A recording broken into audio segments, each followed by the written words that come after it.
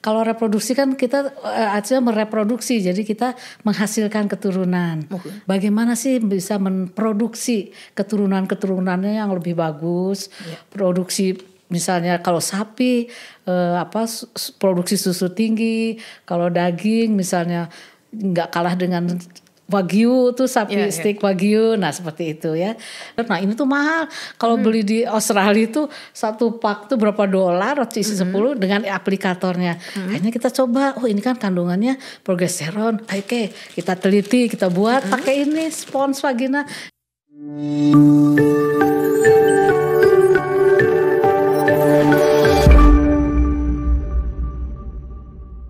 Halo Sobat Innovtalks Universitas Padjadjaran. Assalamualaikum warahmatullahi wabarakatuh. Salam sejahtera untuk kita semua. Bertemu kembali dengan saya Eka Adi Wilaga selaku pemandu acara Innovtalks Unpad pada siang hari ini. Perkenankan saya untuk kembali mengajak Sivitas Akademika Universitas Padjadjaran untuk menyimak satu lagi inovasi dari para periset Unpad. Pada kesempatan kali ini, saya punya tamu terbaik dari Fakultas Peternakan Universitas Padjadjaran. Di samping kanan saya sudah ada Ibu Dr. Siti Daroja, beliau dari Fakultas Peternakan, Departemen Produksi Ternak, Universitas Padjadjaran. Selamat siang, Bu. Siang. Saya panggilnya Bu Dace ternyata Dace ya. aja boleh. Oke. Apa kabar Bu? Baik, Sehat? alhamdulillah sehat. Oke. Sobat Innovtalks, pada siang hari ini kami akan berdiskusi tentang tema yaitu bioteknologi reproduksi ternak. Baik Bu Dace, pada kesempatan siang hari ini kita mau bicara banyak nih tentang ternak. Boleh. Kalau yang mungkin khalayak umum tahu, ternak itu biasanya nggak jauh-jauh dari sapi, kambing, dan hewan potong lainnya yang biasa dikonsumsi ya Bu ya. Oke. Sebenarnya yang menarik nih sebenarnya di depan kita juga udah ada nih berbagai alat yang dipakai nanti untuk terkait relate dengan risetnya Bu Dace ya. Kira-kira boleh diceritakan kepada kami latar belakang apa yang melatar belakangi riset bioteknologi reproduksi ternak ini Bu Dace? Oke, baiklah, saya coba ya. Jadi sebetulnya itu kan saya sebagai diawali dengan staf dosen di sana itu dimasuk ke laboratorium reproduksi ternak. Nah, kalau reproduksi kan kita artinya mereproduksi, jadi kita menghasilkan keturunan. Nah, dari situlah memang banyak sekali penelitian bagaimana sih bisa memproduksi keturunan-keturunannya yang lebih bagus, produksi misalnya kalau sapi produksi susu tinggi, kalau daging misalnya nggak kalah dengan Wagyu tuh sapi steak Wagyu, nah seperti itu ya. Nah disitulah saya bergelut dengan salah satunya itu adalah teknologi inseminasi buatan. Nah apa sih itu ya gitu, inseminasi buatan saya tertarik sekali gitu waktu itu tuh karena memang itu merupakan tahun 80-an lah mulai dikembangkan. Ya di mana di Indonesia juga didirikan balainya. Ada 2 balai besar. Ada Bu di Indonesia di kota mana saja Bu? Di Lembang, BIB Lembang dan di Singosari Malang. Nah itu. Nah dari situlah saya terus menekuni aktivitas ataupun kegiatan risetnya itu ya ke sana ke bagaimana kita mencoba memproduksi keturunan, dipersiapkanlah keturunan dari induknya sehingga nanti untuk ini juga kan protein hewani. Nah Indonesia masih perlu ya. Nah seperti itu. Itulah. Jadi teknologi yang diadaptasi di risetnya Bu Dace kali ini adalah teknologi inseminasi buatan. Sederhananya adalah mungkin kalau dulu kita kenalnya kalau ternak tuh biasanya dia ibaratnya kawin dengan alamiah gitu kan. Kalau ini dibantu oleh tenaga sources manusia sebagai salah satu alat untuk menaikkan bukan hanya jumlah produksi ternaknya tapi juga kualitas dan seleksi seperti itu. Lebih detailnya lagi Bu, saya jadi penasaran gitu. Kalau yang saya kenal kan inseminasi buatan justru saya kenalnya dari manusia gitu kan. Tapi kalau dari ternak sendiri uniknya apa nih Bu? Kalau yang inseminasi buatan dengan yang konvensional, alami atau alami ya. Jadi gini kan kalau alami itu kan satu pejantan mengawini satu betina sudah saja nunggu, apalagi sapi 9 bulan, terus kalau domba 5 bulan. Nah dengan adanya kemudian pemerintah tuh ya para peneliti lah ya, bagaimana kita mau meningkatkan atau memaksimalkan pejantan unggul. Nah kemudian juga kalau peternak harus punya jantan, harus punya betina, kan mahal itu biaya pemeliharaan. Akhirnya dibuatlah suatu kawin buatan. Nah jadi di mana di balai itu si semen atau spermanya ditampung, kemudian diproses, diencerkan, dibekukan, sehingga dari satu pejantan tuh bisa nanti dalam berbentuk straw itu di situ disimpan spermanya, dan kemudian kalau dibutuhkan oleh betina atau punya peternak udah tinggal beli itunya saja, strawnya aja. Tidak, jadi si peternak itu ya nggak usah punya pejantan. Oh gitu, gak bahkan usah sampai seperti itu ya teknologinya.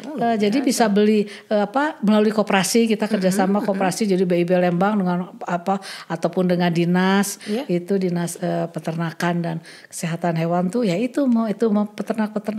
Jadi beruntung keuntungannya banyak kali ya, itu maksudnya. Kalau dari riset yang Ibu sudah jalani ini, kalau tadi kita ngobrol di awal bahwa risetnya sudah dimulai dari sekitar tahun 2019 ini fokusnya di hewan ternak apa nih Bu? Nah waktu itu karena berkembangnya penelitian ini, ada juga kan suatu inovasi untuk kan sperma tuh terdiri dari X dan Y. Nah itu dimana kalau anaknya pengen betina X kan yang itu. Nah kalau jantan, akhirnya peternak juga suka gitu memilih kalau dia saya pengen. Nah akhirnya kita coba teknologi separasi sperma. Kita pisahkan. Nah itu saya mulai penelitian lagi, kebetulan mendapatkan hibah dari USAID Sera. Jadi untuk diambil di sana di peternakan sapi potong di Cijengjing, Ciamis. Ya, teliti di situ selama 1 tahun saya di sana. Nah itu kita coba separasi. Nah gitu, dan sekarang pun sudah alhamdulillah lah di sana sudah tahu bahan pengencernya apa, ininya apa, inkubasinya apa, itu dari hasil penelitian saya dengan tim ya, bukan saya aja tim ya, seperti itu. Ya Ibu juga sudah pasti mengajak teman-teman sejawat dosen dan juga teman-teman mahasiswa ya Bu ya. Lalu rasa penasaran saya makin banyak nih Bu. Kenapa harus desa Cijengjing ini Bu? Kenapa enggak desa Jatinangor gitu, dekat dari kampus? Waktu itu tuh kan baru oleh gubernur itu mengenai sapi Pasundan. Dulu namanya sapi sapi Ciamis atau apa, tapi itu pengen dijadikan sehingga dideklarasikan oleh gubernur tuh ada sapi Pasundan, sapi lokal Pasundan. Nah itu bentuknya tuh nggak terlalu besar, kecil gitu, mirip dengan sapi Wagyu di Jepang. Nah, tapi secara proporsi dagingnya, nah itu kalau misalkan dia adalah itu sapi Pasundan tuh sapi potong Bu? Sapi potong. Nah, jadi dia secara kuantiti daging olahannya justru lebih banyak untuk dipotong itu, jadi dia memenuhi kuota potongnya lebih besar, beratnya lebih banyak. Gitu. Selain itu Bu, kalau selain sapi ada lagi yang masuk ke, kalau saya istilahnya responden gitu ya. Kalau ini apa varietas hewan ternak apa selain sapi? Pernah saya teliti itu banyak juga pada domba, kambing, dan itu kan banyak sekali peralatan yang dulu tuh kita beli, maksudnya fakultas tuh beli dari Jerman, dari mana.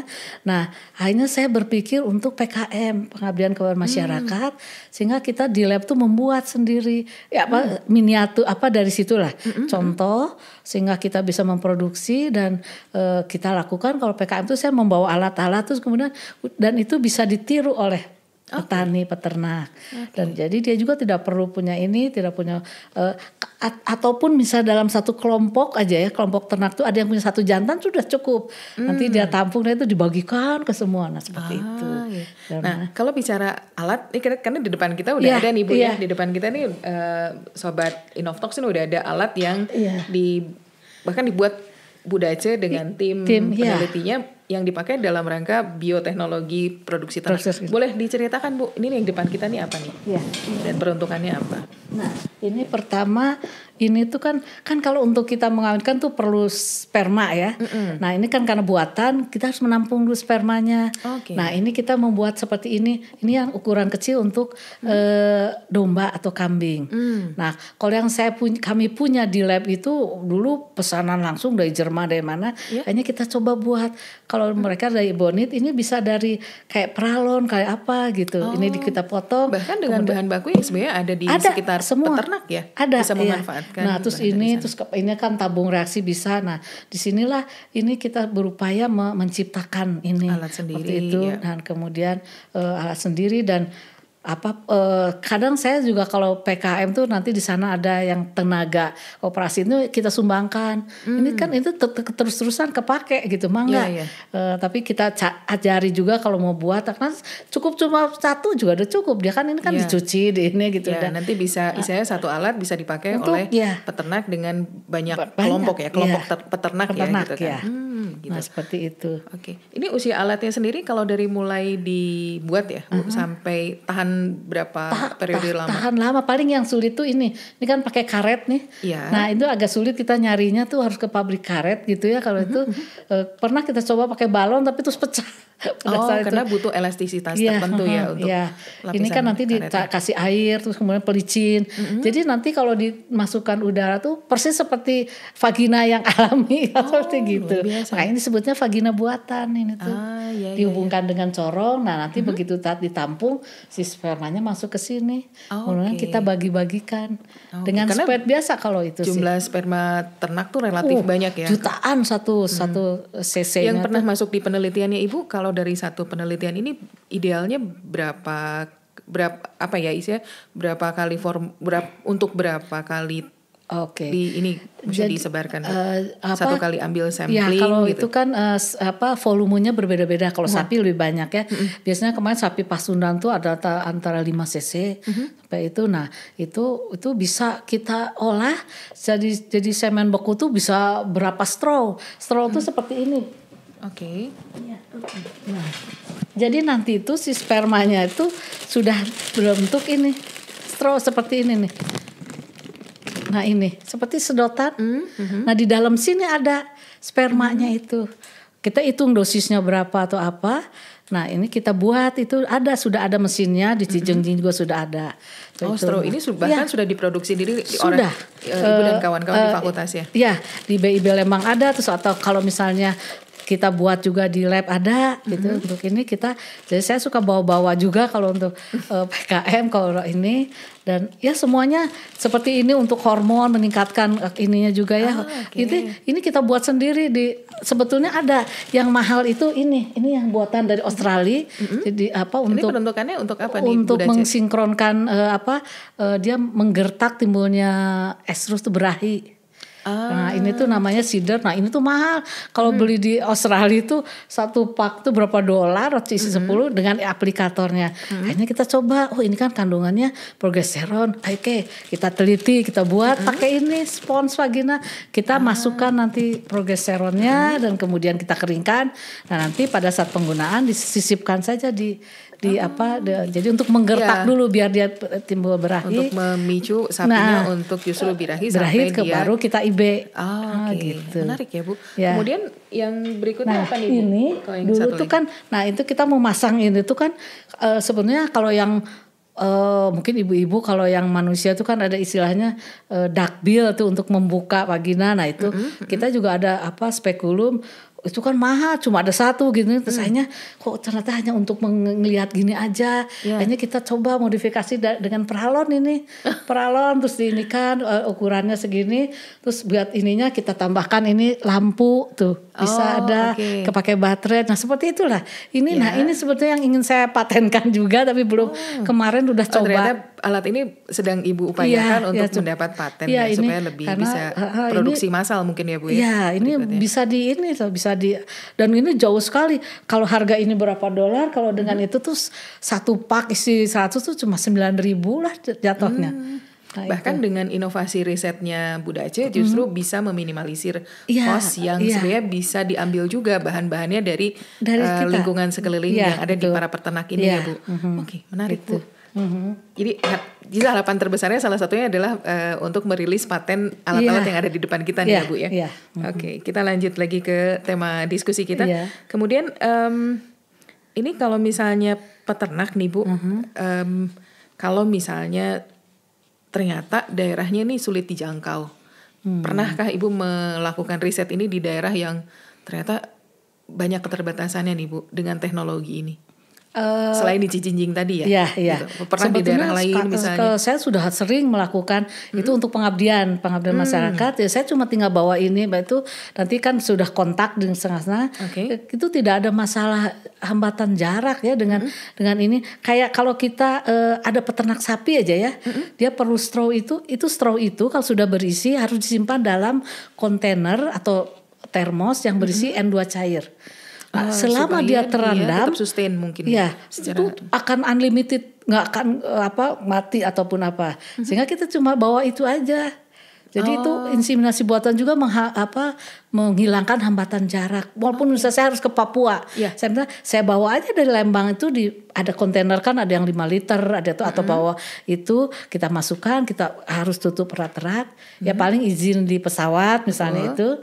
Kita bawa ke sana, kita bisa itu, baru langsung diinsemkan di ternak yang memang sudah dikategorisasikan bahwa ini yang siap diinsem, mana yang belum gitu. Ya, seperti itu. Menarik Bu. Ternyata praktis ya.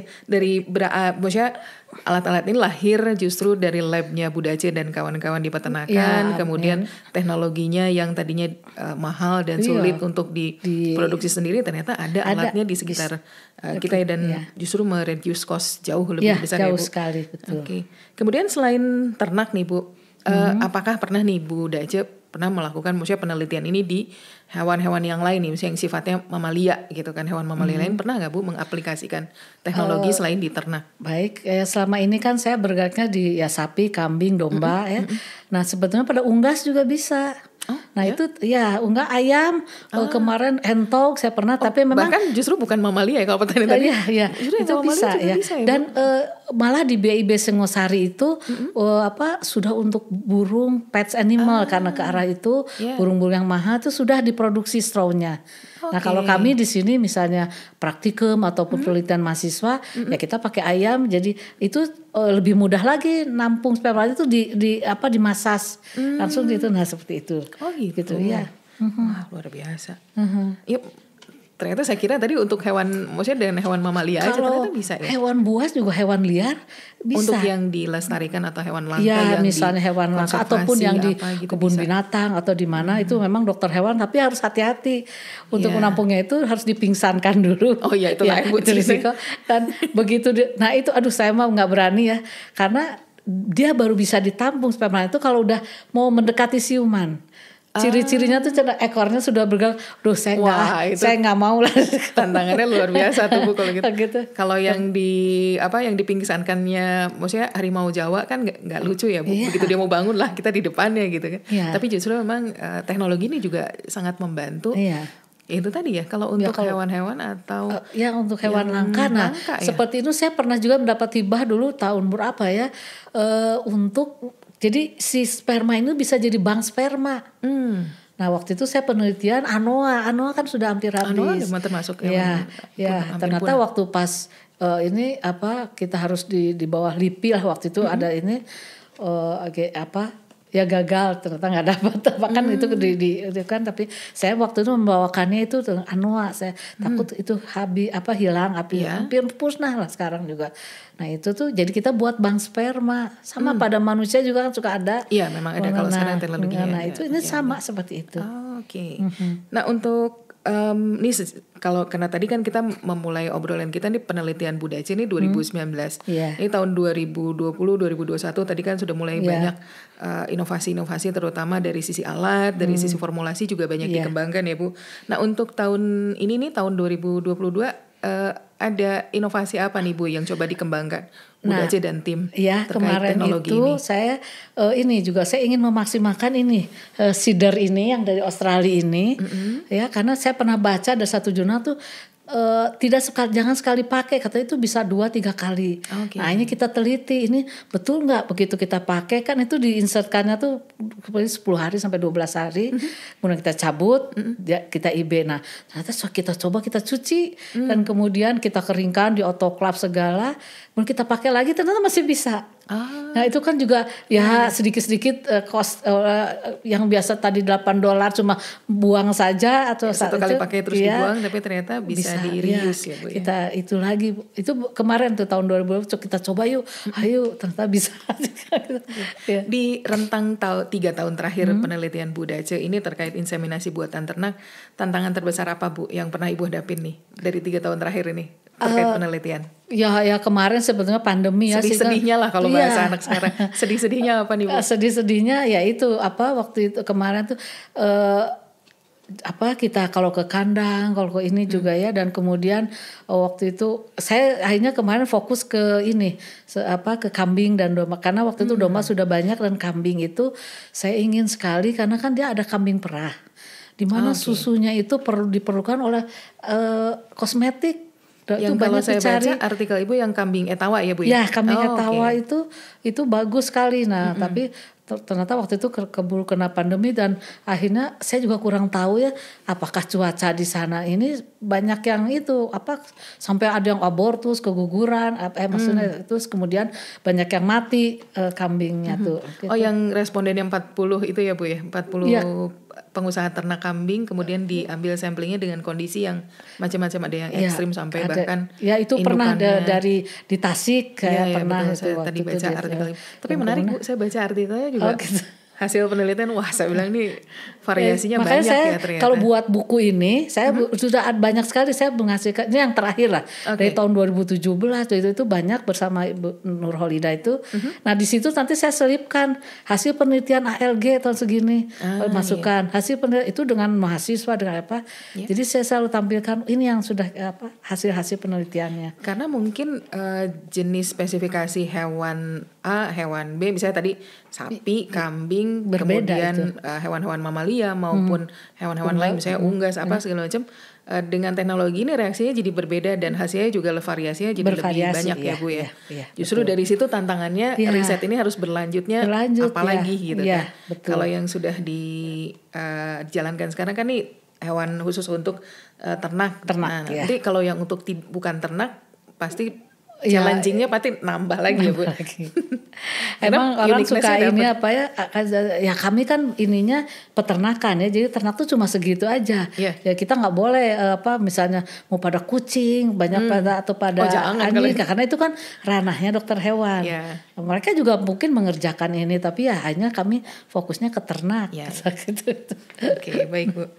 Kemudian development apa nih Bu? Misalnya pengembangan apa yang sebenarnya Bu Dace dan tim inginkan di penelitian berikutnya nih kira-kira? Apa misalnya ya itu tadi yang kita obrolkan tadi, kira-kira inovasi apa lagi Bu yang mau dikembangkan? Ya kemarin tuh salah satu dari lab kami tuh ada 5 orang dosennya ya tim.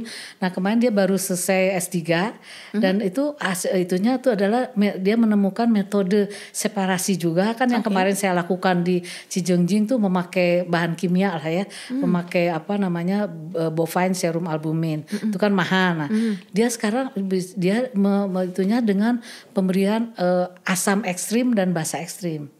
Nah karena kan X itu kan katanya sperm X itu ini tahan ke asam kalau ini makanya kan mungkin pada manusia kalau mau pengen anaknya perempuan katanya gimana harus gini. Nah itu seperti itu.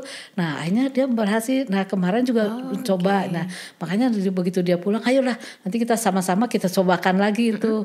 Jadi dipaparkan jadi murah hanya dengan kita beli asam yang dari pH 4 sampai 7 itu kan normalnya dia 7 sampai 8. Nah kemudian yang basah ekstrimnya nah seperti itu. Kita cobakan nanti, kita coba diseparasi. Ini yang mau di-develop untuk penelitian tahun ke depan ya? Insya Allah. Insya Allah. Karena dia mungkin udah, kemarin kebetulan saya sebagai penguji luarnya dan kemudian selama ini membimbing, nanti kalau gitu kita terapkan lah di lab gitu. Menarik ya Bu, yang itu ya justru. Nah itu tadi. Jadi saya juga jadi mau tanya nih sama Bu Dace. Nah, berarti faktor pakan ternak juga sangat berpengaruh ya? Karena di podcast kita nih sebelumnya ada Pak Mansur yang bicara tentang rumput odot. Nah terkait pakan ternak juga berarti berpengaruh signifikan dengan hasil aktivitas penelitian reproduksi itu benar-benar tergantung pada pakan. Itu rumput odot tuh bagus sekali untuk menggertak juga berahi. Itu sudah banyak penelitian. Nah itu. Dan memang makanya kadang-kadang kita edukasi peternak gitu ya. Kadang-kadang mereka kan hanya ada sampah dapur atau apa atau dana itu. Pokoknya asal hijau kasih aja ke ternak gitu. Nah itu cobalah dengan bikin sepenggal itu rumput gajah atau apa karena aktivitas reproduksi terutama hormon itu kan pakan. Berpengaruh sekali pakan. Kalau dari penelitiannya Bu Dace nih sebenarnya yang paling signifikan pada saat pakannya organik atau non organik Bu? Saya sebetulnya pernah juga berkolaborasi ya lab-lab dengan nutrisi yaitu dengan Pak Diki itu bagaimana penggunaan penggunaan rumput hijauan dan juga non hijauan dan itu bisa bagus sekali menggertak. Jadi memang bagaimana dia sampai timbulnya berahi, timbulnya kualitas semennya itu kita juga kita cobakan. Jadi memang domba ataupun semua itu tetap hijauan yang diperlukan ya. Sedangkan kita kan berupaya jangan terlalu banyak konsentrat karena mahal sekarang harga. Itu kedelai atau apa. Nah kita coba ada yang pure dikasih rumput saja, hijauan saja. Kalau di luar negeri tuh itu loh, saya memang S3 waktu itu di Jerman nggak pernah pakai konsentrat, rumput saja. Tapi kualitasnya kan bagus tuh susunya itu. Karena memang mungkin lingkungan zat hara atau rumput. Nah di Indonesia tuh masih harus ditambah lah suplemen sedikit. Nah kita cobalah ada yang dibandingkan yang betul-betul hanya dikasih rumput. Dan itu bisa kita ini juga. Yaitu mungkin dengan Pak Mansur itu ada odot, ada apa. Nah kita berkolaborasi lah dengan mereka. Ini bagus katanya. Oke, kita cobakan. Seperti itu. Oke Bu. Selain faktor itu juga, maksudnya selain faktor makanan, kira-kira faktor apa lagi nih Bu untuk maksudnya untuk dapat tingkat keberhasilan risetnya Bu Dace ini supaya menjadi sangat maksimal? Itu memang lingkungan ya, maksud saya tuh kebersihan. Ya walaupun orang suka bilang, ini mah kan kandang, tetap harus di ini juga ya, jangan sampai itu kotorannya kita bersihkan. Lingkungan juga kan takutnya ada bakteri. Betul. Bakteri yang menyerang itu sehingga bisa terjadi abortus itu seperti itu. Dia kan kalau ternak kan nggak pernah berdiri maksudnya dia kalau mau lahiran di mana aja ya Bu di mana ya, aja terus kemudian tiduran mana. Nah itu adanya itu. Jadi penyakit juga banyak itu pengaruh. Nah dari maksudnya dari metode inseminasi buatan pada ternak ini, kalau misalnya ada satu ternak misalnya kita ambil contoh misalnya sapi ya Bu ya. Nah sapi ini punya durasi maksimal nggak sih Bu untuk dilakukan inseminasi buatan?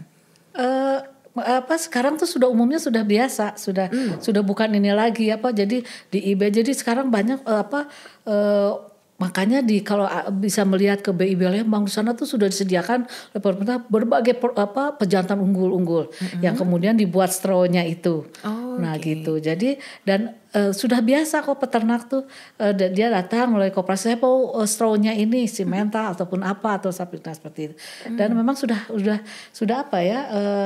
ya paling hambatannya tuh karena dia tidak bisa mengibekan sendiri, biasanya ada petugas namanya inseminator seperti itu. Jadi ada tenaga ahli tenaga yang lapangan memang, juga tenaga lapangan yang memang mereka bisa membantu para peternak ini untuk melakukan inseminasi buatan supaya lebih steril, supaya kualitas straw-nya juga dijaga dengan kualitas nanti capaian anakannya juga bisa lebih dimaksimalkan dan termonitor dengan baik ya Bu ya. Oke.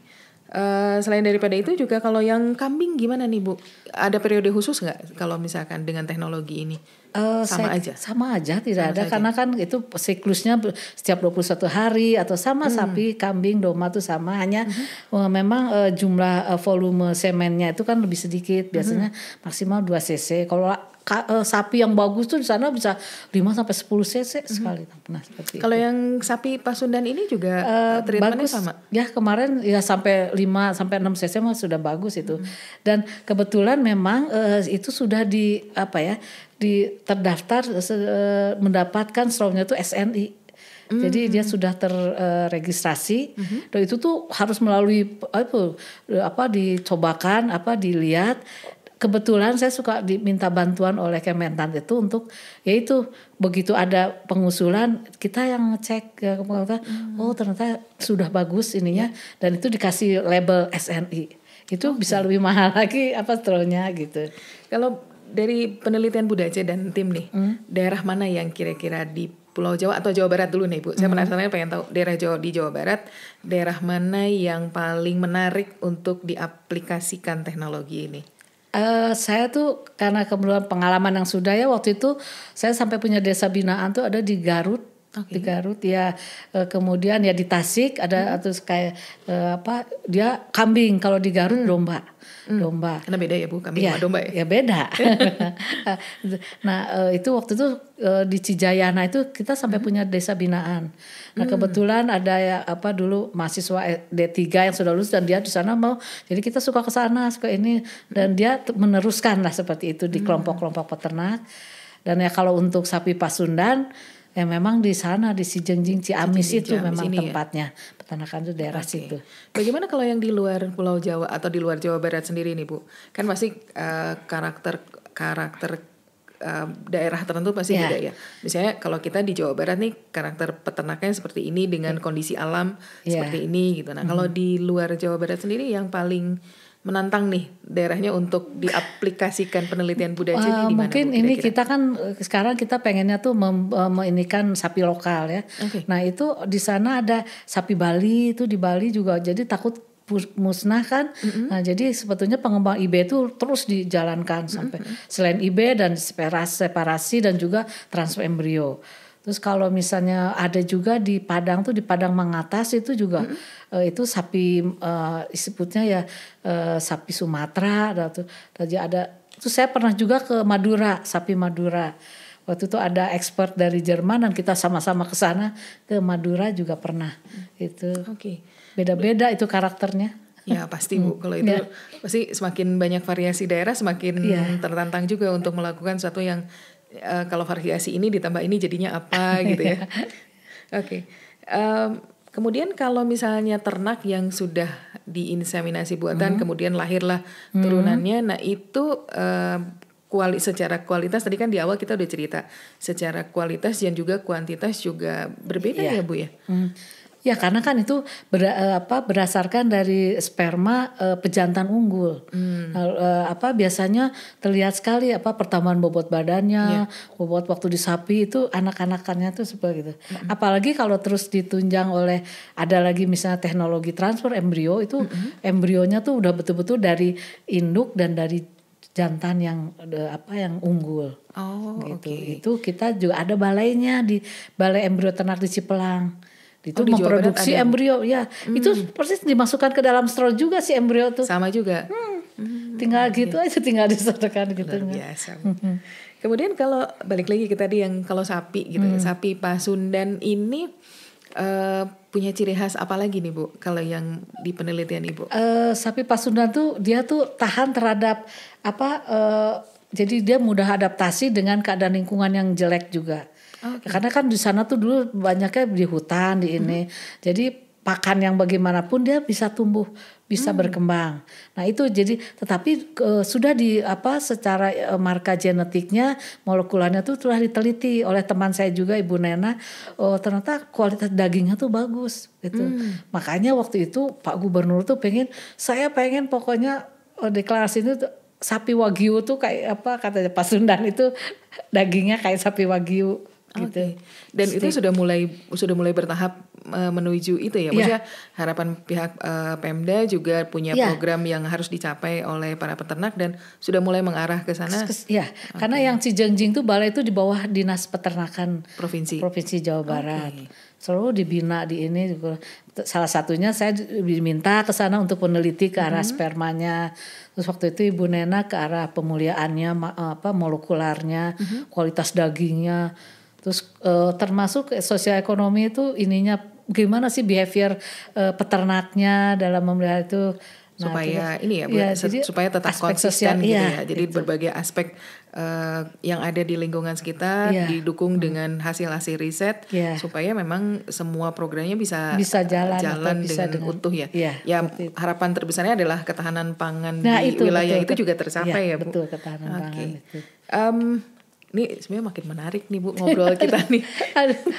Mudah-mudahan saya bisa membagi sedikit. Nah karena kan pasti yang nyimak podcast kita juga tidak hanya Civitas Akademika, mungkin aja di luar sana ada para peternak yang berkesempatan untuk menyimak podcast kita. Ingin tahu nih Bu, dari Bu Dace dan tim kira-kira punya tips and trick apa nih untuk para peternak, yang khusus untuk peternak yang tadi kita obrolkan dari awal, sapi dan kambing. Dengan teknologi yang Bu Dace teliti. Jadi kalau saya sih inginkan edukasi mereka dan juga mereka menerapkan lah ya, kalau setiap penyuluhan dari fakultas, dan kemudian juga bagaimana lingkungan kandang itu juga kan agar bersih dan sehat. Bukan saja sehat untuk ternaknya, tapi kan untuk para peternaknya. Nah seperti itu. Jadi marilah bersama-sama. Jadi kita coba peternakan itu kalau bisa dibilang sumber untuk protein hewani dibutuhkan loh. Otaknya itu kan kita berkembang dari daging, dari susu, dari telur. Nah itu jadi kalau kita bersama-sama dari akademisi, peternaknya, dinas pemerintah, dukungan pemerintahnya juga. Itu kan akan kita nggak usah lagi tergantung dari Australia beli daging, nggak usah, kita bisa swasembada. Jadi kualitas dagingnya produk Indonesia itu tidak kalah bersaing dengan produk-produk impor ya, daging impor. Justru memang yang harus ditingkatkan itu karena keinginan kita bersama bahwa swasembadanya daging di kita nih produksinya justru harus lebih tinggi daripada daripada kita harus impor dari luar ya. Oke, baik Bu, dengan tidak mengurangi rasa hormat nih kita, karena durasi kita sangat terbatas, nanti besok lusa kita ngobrol lagi nih Bu. Abis ini Ibu tadi kan janji punya penelitian yang lebih menarik ini, dan tadi menambahkan asam yang ekstrim. Nanti episode berikutnya mudah-mudahan kita bisa membahas tema itu ya Bu ya. Baik Sobat Innovtalks Universitas Padjadjaran.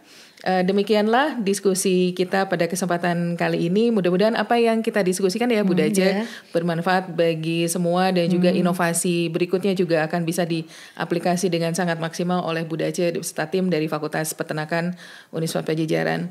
Baik, sampai bertemu di kesempatan lainnya. Salam sehat selalu untuk kita semua. Dengan berakhirnya episode kali ini, saya ucapkan terima kasih. Sampai bertemu lagi Bu Dace di episode Innovtalks lainnya. Sampai bertemu. Terima kasih. Assalamualaikum warahmatullahi wabarakatuh. Sampai jumpa. Waalaikumsalam.